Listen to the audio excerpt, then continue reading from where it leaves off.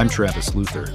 I've been an entrepreneur for over 25 years. Follow me as I buy back my old business and try and turn it around in the first 100 days. You're watching The Pillow King.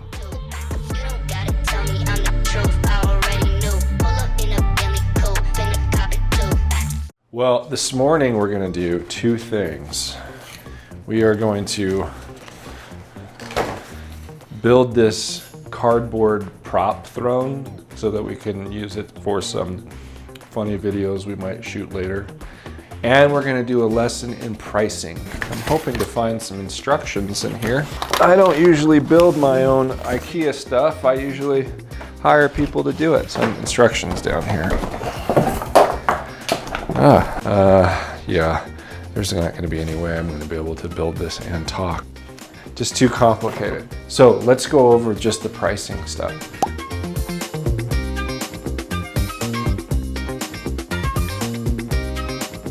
So I did a little work before our cameraman got here this morning. And what I did is I used this web archive website to go back in time and look at screen captures of the Queen Anne site to see how the prices had changed from the time I owned it to the time I sold it to the new owner.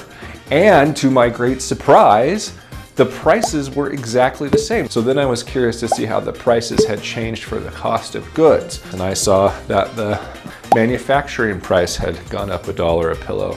The travel bag cost had gone up $1 a pillow. The ticking cost had gone up. So just as I just looked through everything in old invoices, I could see that the cost of the goods sold had certainly increased.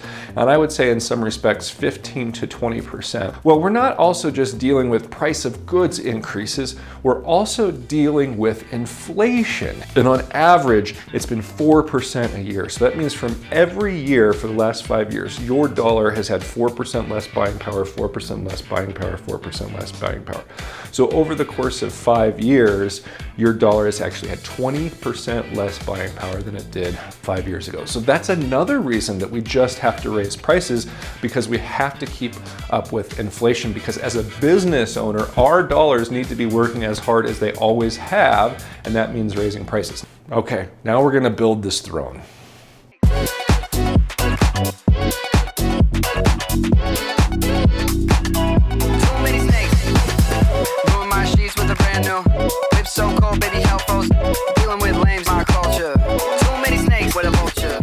Well, we've kind of had our first oh shit moment of the process of buying the company back, which kind of sucks because it's only day 2.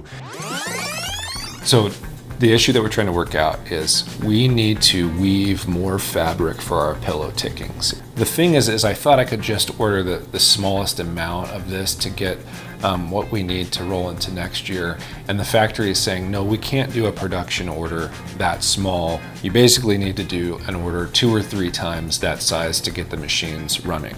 And so what I'm trying to strategize now is creative ways to use all that fabric. And so something that I thought of is we have to weave a certain amount of fabric. We can cut it to be many things. So we're gonna try and cut some of it to be the pillow tickings that we need. And then I think we're gonna cut some of it to be sheet sets, which is kind of exciting because Queen Anne has never done sheet sets. And our ticking is still this really fine high thread count, long staple cotton percale that's just going to be really nice for sheets. So we'll keep you posted on that too. We'll see how it goes. Long story short, the cost to get the materials that I need by the time that I need them is going to be in the neighborhood of $17,000, which I don't have. And so now we are going to call my stockbroker and ask him about what it's going to take to empty my last retirement account so that we can get the cash we need to get this company through the end of the year and into the beginning of next year. So let's make that call. Hello. Hi, how are you? I'm good. Okay, so I want to reflect on that conversation we had earlier. Okay, so something's come up? Something has come up, so can you walk me through how much is in there and what basically the penalties are going to be for me to take that money out? Because it's pre-tax, you'll have a 10% penalty, we know right off the top. You're under the age of 60, so the IRS is penalizing you for making an early withdrawal. So in addition to that, state of Colorado wants their cut. will be around, probably rounding up 5%. Okay, so basically 15%. I just lose 15% to cash it out, which is a penalty and not tax, and then I'm going to have income tax on top of it later, depending on what my income ends up being. Depending on what your income is for this year. All right, let's do it. Send me the paperwork. Okay, I'll send you a tax withholding today, and then I'll place those trades so we can have money in this account by the end of this week. All right, thanks, buddy. You're welcome. All right, bye. Go get them. Thanks. There it is. I now am living off Social Security until I turn this company around.